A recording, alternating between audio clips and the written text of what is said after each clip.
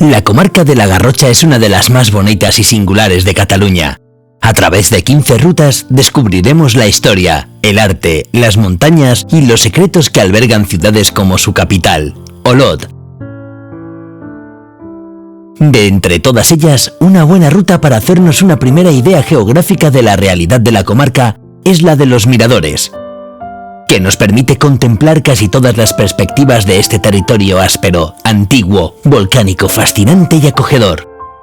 Para conocer y entender la comarca debemos saber su historia, y para ello hay varias rutas que la explican desde diferentes puntos de vista, desde la creación de los volcanes hasta la revolución industrial, pasando por la época romana, la guerra de los payeses de Remensa, las guerras carlistas, etc.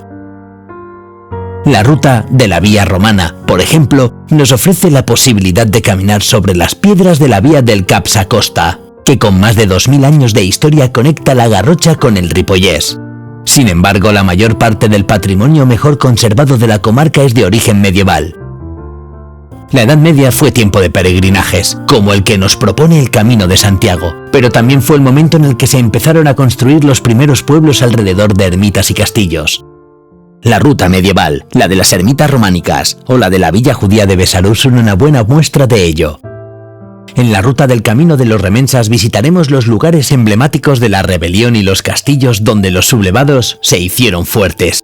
Continuando con la historia, durante el siglo XIX, varias industrias aprovecharon la fuerza del agua para hacer funcionar sus máquinas. Veremos algunos ejemplos en la ruta del patrimonio industrial.